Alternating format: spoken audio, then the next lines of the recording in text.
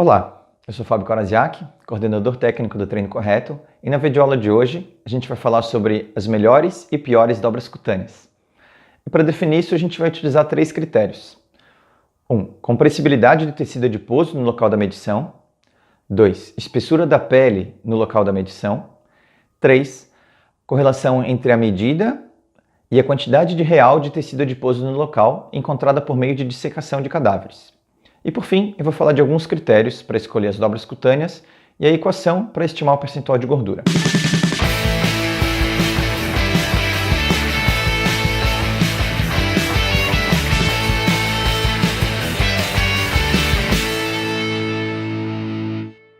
Numa avaliação antropométrica, existem algumas dobras cutâneas que são mais difíceis de medir. Existem outras que parecem sofrer nenhuma alteração, mesmo após o sujeito emagrecer ou engordar. Mas será que essas dobras são mesmo boas para serem medidas? Para responder essas perguntas, a gente tem que considerar alguns pontos. O primeiro deles é a compressibilidade do tecido adiposo naquela região, ou seja, o quanto aquele tecido adiposo vai comprimir no momento que o plicômetro apertar ele. E esse dado pode variar de um local de medição para o outro. Diversos pesquisadores até hoje estudaram até que ponto os plicômetros conseguem comprimir os tecidos, comparando com os mesmos tecidos sem compressão nenhuma, obtidos por imagem de radiografia e ultrassonografia. As compressibilidades médias variaram de 16% a 51%, então o tecido adiposo pode comprimir de 16%, ou seja, bem pouquinho, até 50%, que é praticamente a metade do seu valor normal. Essa variabilidade é atribuída ao sexo, idade, local da medida e nível de hidratação tecidual. No estudo realizado com cadáveres, essa análise foi feita comparando a medição não com imagens de ultrassom, mas sim com o tecido adiposo mesmo, após a dissecação. A compressibilidade média, em todos os locais de cada sujeito, variou de 38,2% a 69,3%, com uma média geral de 52,6%. Cada local específico apresentou um valor diferente, sendo que a coxa e a panturrilha apresentaram as menores compressibilidades e as dobras cutâneas supraespinhal e bíceps os maiores. Nessa tabela, a gente tem os valores de cada dobra cutânea e sua compressibilidade média, de acordo com as medidas dos cadáveres. Se a gente extrapolar um pouco o entendimento e interpretação desses dados, uma região que comprime pouco é uma região menos sensível a mudanças. Considerando esse critério, as melhores dobras seriam supraespinhal e bíceps, enquanto as piores seriam coxa e panturrilha, que são as que menos comprimem. O segundo critério é a espessura da pele no local da medição. Se a pele for muito espessa, significa que a camada de tecido adiposo naquele ponto é proporcionalmente menor do que em outro ponto com a pele menos espessa. Uma região com pele muito espessa vai ser menos sensível a mudanças também, porque a camada de gordura é menor quando comparada a um ponto de pele com menor espessura. Por exemplo, na região da dobra cutânea subescapular, nas costas, que possui aproximadamente 2 mm de espessura de pele em homens. Se a gente fizer uma medida e o resultado der 10 mm, significa que a quantidade de tecido adiposo medido é apenas 6 mm, porque os outros 4 mm são de pele, já que a gente dobra a pele e mede 2 camadas de pele.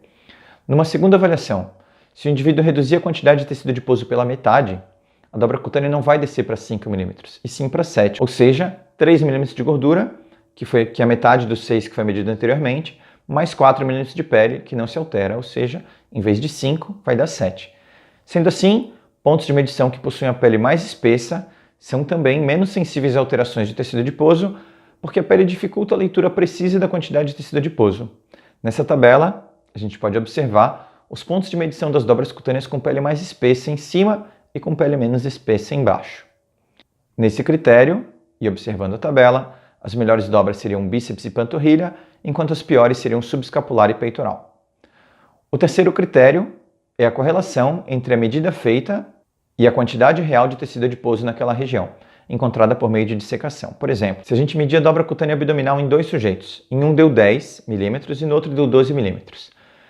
Mesmo que a medida tenha sido maior, é possível que o sujeito com 12 mm tenha menos tecido adiposo no abdômen que o sujeito com 10 mm.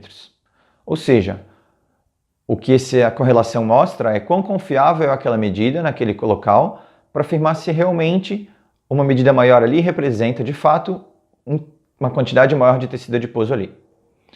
E essa tabela, com as correlações das medidas com a quantidade de tecido adiposo, responde essa pergunta. Quanto maior o valor da correlação, melhor ele representa essa relação entre as duas variáveis. sendo que o valor de 1 significa que as variáveis são 100% correlacionadas. Ao analisar a tabela, a gente observa que as dobras de coxa e panturrilha apresentam maior correlação com o tecido adiposo, portanto seriam as melhores, enquanto as dobras de tríceps, peitoral, abdominal e crista ilíaca não apresentaram correlação estatisticamente significativa e por isso seriam as piores. Cabe mencionar aqui que os estudos avaliaram outras dobras cutâneas que não são muito populares e por isso não são utilizadas nas comparações desse vídeo. Portanto, na nossa comparação aqui, essas dobras são as melhores e as piores dobras cutâneas, de acordo com cada um dos critérios. Como os resultados de cada critério são diferentes, não são constantes, fica difícil a gente tomar uma decisão final sobre as melhores e piores dobras cutâneas para se medir. Além do mais, a gente não deve utilizar somente esses critérios para definir quais dobras cutâneas utilizar numa avaliação física antropométrica. Outros valores podem e devem ser considerados, como sexo, idade, etnia, nível de atividade física, perfil nutricional, o plicômetro que foi utilizado para validação da equação, entre outros aspectos.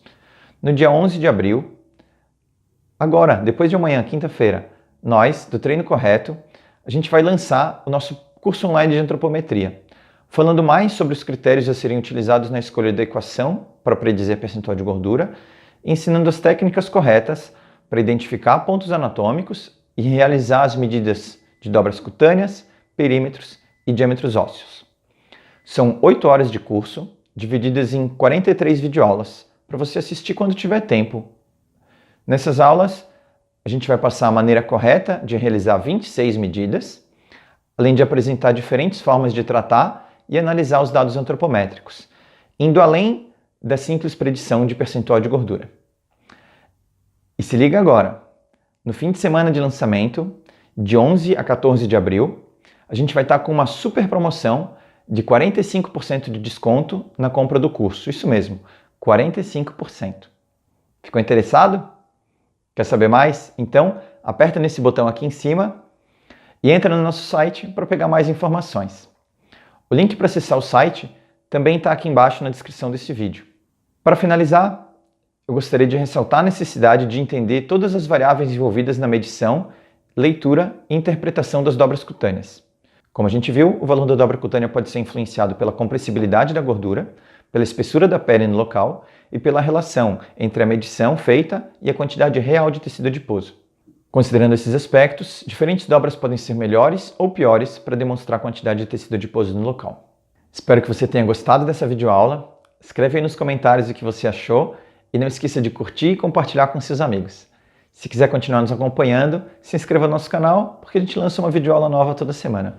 Um abraço e até a próxima!